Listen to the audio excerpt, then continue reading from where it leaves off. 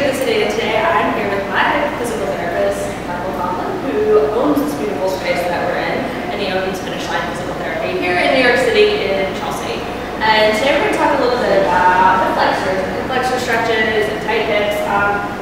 Mike, I've never met a runner that doesn't have tight hips. No, it's very rare that a runner is overly flexible in their hips. So how important would you say that flexor stretches? I think it's probably the most important stretch that a runner or a triathlete can do. And what's the most common way runners stretch their flexors?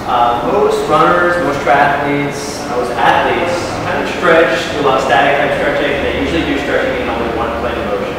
The reason why that's not the most beneficial way of doing it, when we walk, when we run, when we do any kind of activity, our body moves in all three planes of motion. So the stretch I'm going to teach you today incorporates three-dimensional stretching. So our body moves in three directions, more directions, really technically. Yep. It moves all over the place. So our stretches should mimic the way we move. It's more functional that way, Okay. yes. So we always are all about functional movements and stuff like that. So what's that stretch that we don't want to do? Or what's the one that we can improve upon maybe? Well, the stretch that most people do is kind of that lunge stretch where people actually kind of get down in a lunge position, or maybe they'll go down to a knee. And basically what they're doing, they're working on hip extension, but they're moving the hip only in that one plane of motion. But we also want to move it side to side and rotation left and right. Especially in rotation. Absolutely, yeah. Rotation is kind of that unknown plane that a lot of people don't really touch upon, so it's really important aspect of the stretch. Very great. So Mike's going to show us today what those three variations of that same sort of stretch are, and he's going to see if I've been doing mine right. Absolutely. First thing we're going to do is we're going to have Jess on the side of the bench. And you can use a chair at home, you can use your chair in the office, a coffee table, something this is about an 18-inch bench, so it's a perfect height for Jess. So we're going to have Jess put her right leg up on the bench. Okay. The key to the stretch is making sure that her back leg, that the heel stays down, and that the foot is slightly turned in or toed in. Good? Okay?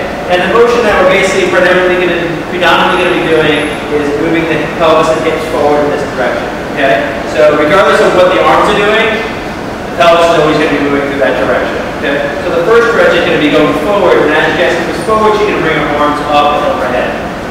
And we'll come back. And it's just not a bouncing stretch, we're just moving forward and back, normal range of motion. Good. And she's going to feel this on the front side of her left hip. So we're stretching the left hip right now. Good. And I typically tell people to do about 5, 10 reps depending on how tight you are, how flexible you're feeling. So the second part of the stretch is we're going to still move the pelvis forward and back. Now what we're going to have Jess do is we're going to have her move her arms up and over her head. Okay? And as she's bringing her hips forward, she's going to bend to her right, and then come back, and then she's going to bend to her left and back. We're just going to alternate 5 times in each direction. And you'll notice that she's still moving her hip forward as she bends her arms left and right.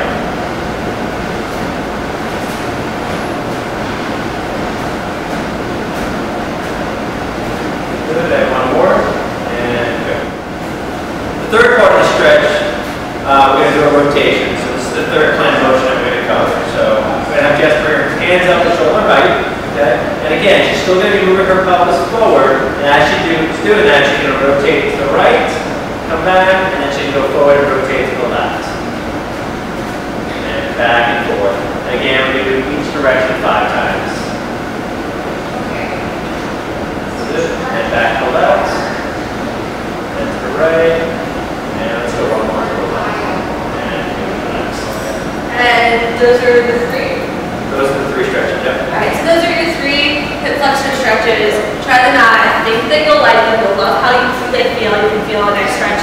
With your hip flexor, you also get a little more stretch in your abs, right? Absolutely, yeah. You're going to get a few different things. You're going to get a little bit of a calf stretch as well because we're keeping that knee straight as the pelvis moves forward on the toes. Alright, so give it a try. Let us know what you think. And if you have any questions, leave us a question down below in your comments. Thanks.